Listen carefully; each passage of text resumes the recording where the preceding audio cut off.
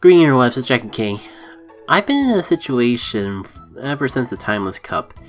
It's a little awkward. I know people really liked it when I uploaded my battle videos early, because I looked at the analytics and those got more view than a lot of the other battle videos I uploaded in a while. Unfortunately, I can't just make battles happen within the first 2 weeks of the year, because that was a freak accident just because the holidays people had in that. And usually our local tournaments take place at the end of the year. I guess some things I want to try to alleviate that, and one thing I figured I could do was make a short little analysis video on my team that I've prepared so far for the meta going forward. That way you guys don't have to wait until the following month to get some sort of video on this month's content. Starting things off with, I want to showcase my Fusion Cup team so far.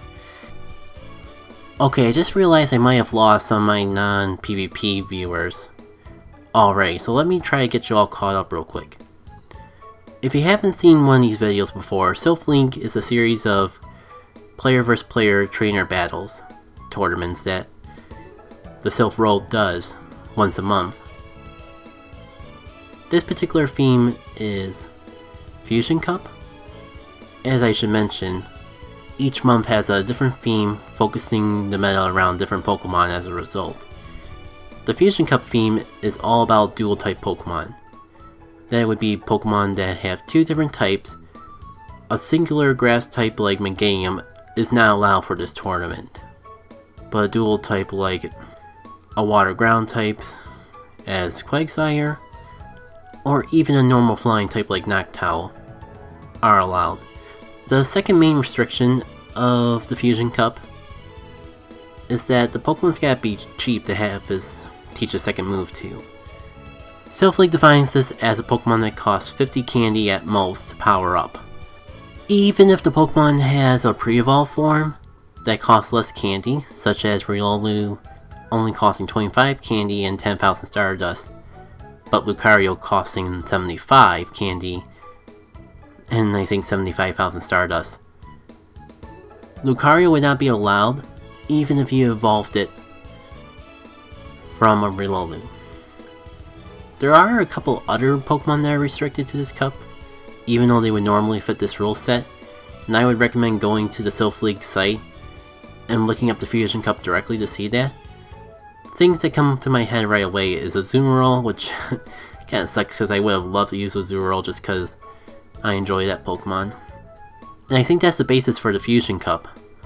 I may go a little bit more into it once I actually upload a video doing actual battles from tournaments and all that. It's been a little bit tricky with me because this has been on one hand it's been a real nice cup just because of how cheap everything is, because you can't use anything that would cost more than 50,000 Stardust to teach a second move to. On the other hand, I've been going through a charged TM drought for what feels like forever. I just can't find people to do 4-star raids with. I guess it's mostly what it boils down to, because that seems to be the only way to get charged TMs. I'm not having luck getting them from the 5-star raids, which I know is possible, I'm just getting unlucky. Same with the 3-star raids. And in situations where I think I would have plenty of people to do the raids with, the 4-star raids aren't popping up. But I only bring that up because I'm just trying to work with what I got. If I evolve, I may end up using something that doesn't have the most ideal IVs, solely because that was the one that got the good moveset when I evolved it. Now going into the team, I think I'm going to start off with Mr. No Arms / Ms. No Arms. I'm honestly still debating whether to go with the Mudshot Acid Spray combo or the Mudshot Stone Edge combo. I feel like each of them would have their own perks. And if I can bait shields correctly, the Acid Spray one would be superior. However, Stone Edge feels like it would be a nice move to have with all the Noctowls and Alterias running around, but there's also a better Pokemon for it. I know most people aren't going to even be using Quagsire, but it's just a weakness in me. Whenever there's a meta where Quagsire may be somewhat relevant, I have to try to squeeze it in on my team somewhere. I think the real star of the show right now is Brave Bird Head. My Noctowl. It's got Wing Attack, Sky Attack, and Psychic.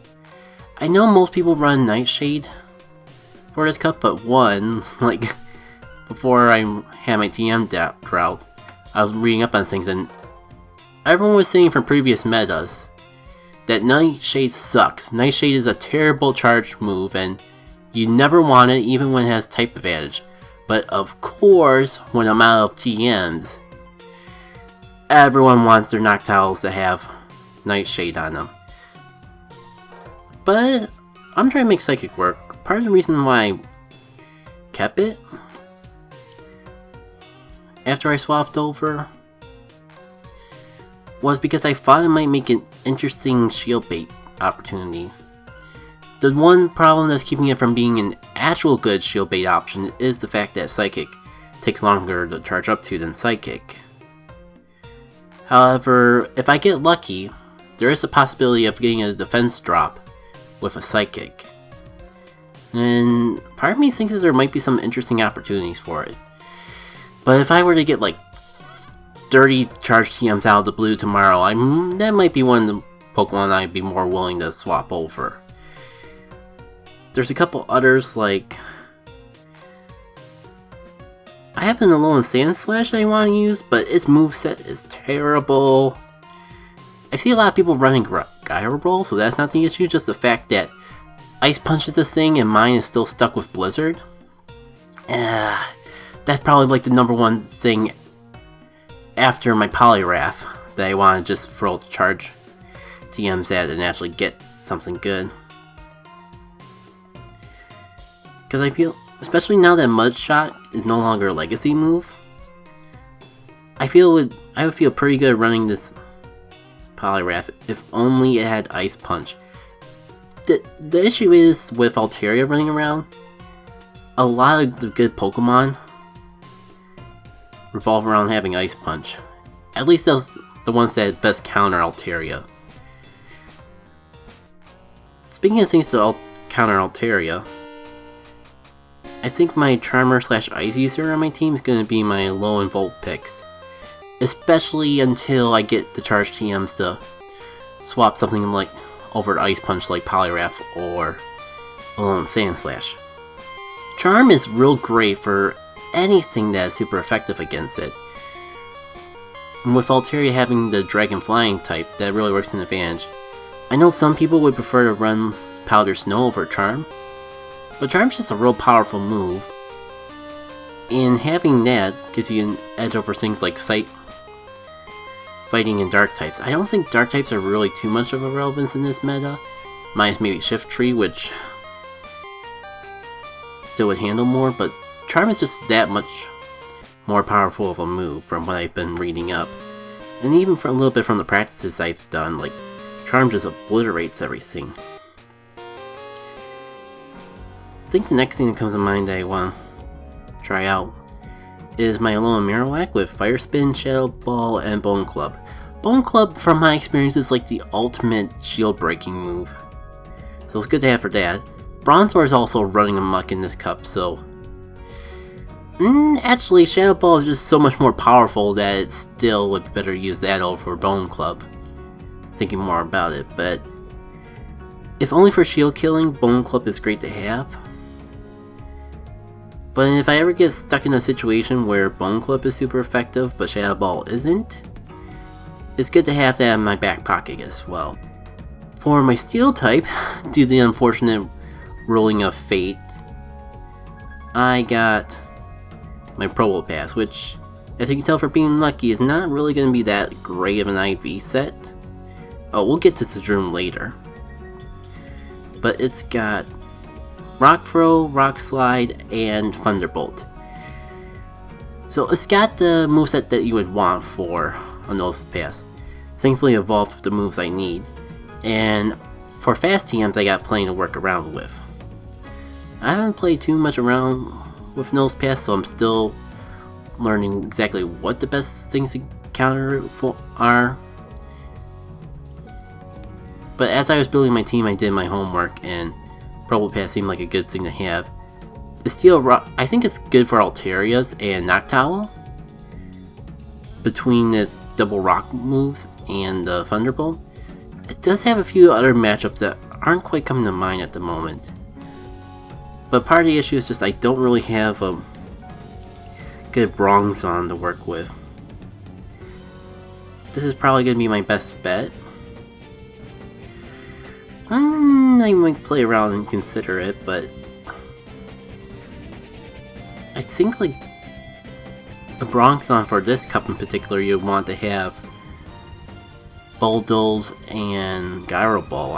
I just don't think Psychic's gonna get any use out of it, so I'm a little hesitant to invest the Stardust in it to power it up. Because like I said before, Charge TM Drought. Last, but certainly not least, is a Droom. Pretty much my second callback to the good old Pokemon XD days. I wasn't originally planning to use it, but like I did an IB check-ins, not half bad, despite how much attack it has. Oops, that would be bad if I accidentally actually click on that. But it's got the moveset I need, and I think that's part of the big reason I want to use it. Counter, C-Bomb, and Dynamic Punch. Fighting seems to be a good type to have for this cup, and since my Poliwrath is out of the picture at the moment, I decided to play around with Breloom in its stead. I've been thinking about whether or not Grass Knot or Seed Bomb would be better. I think the reason I ultimately went with Zadroom was because of my legacy. Because Grass Knot wasn't coming up as high on like the PV Pokes charts when it comes to recommending which moveset to have for a Breloom. But I might like research that a little bit more before my next cup. And I think another thing that came up with Breloom that makes me feel even more confident keeping it on my team. Over the past week, Shift Tree's pretty much come out of nowhere, and so many teams have a Shift Tree revolving around it, and Breloom's a pretty good counter to it. Pretty much playing off the grass types don't do anything to you because you resist it, and your fighting type counters the dark type.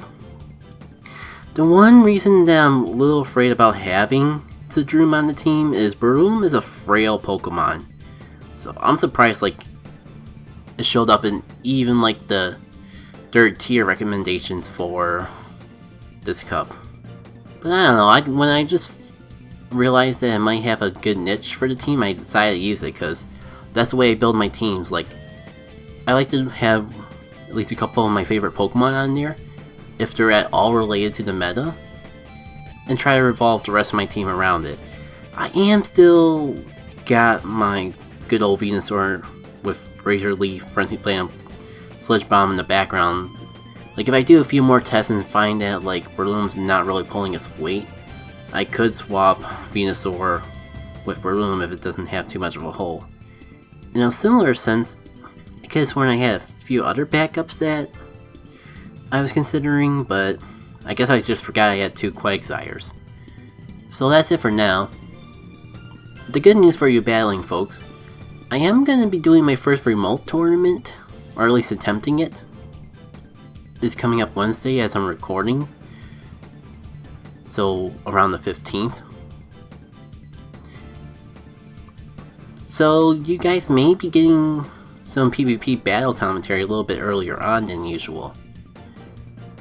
Essentially what it is, I'm in a couple Discords for Pokemon podcasts that I listen to, and a couple of them like set up their own Silph League. I pretty much went into the one that I knew had the least amount of people competing, because part of the reason that remote battles have been kind of overwhelming for me in general is just because like I get way too personal with my friends list, so having a lot of strangers just kind of irks me. You go, Kumatora. As I was saying though, I wanted to start small, and if I was comfortable enough with it, maybe I add a few more Ultra friends from some of the other Discord servers and see how it goes from there. Part of it is like the time commitment too, because I'm busy for most of the work week, and like part of the issue is like instead of just being like my local tournaments where it's a guaranteed 3-hour window, to try to give people as many opportunities as possible to take part, they kind of like spread it out over the week. I'm sure there's a cutoff if like people take too long to do their battles, they'll be disqualified in that, but it's fairly more generous than the tournaments I used to because it's not in person. So there's a little bit of give and take in all of it. I think that's all I really got to say, so thank you all for tuning in, and I look forward to sharing some Pokemon battles with you guys once I actually have some battles to record, edit, and share. Until we meet again, take care.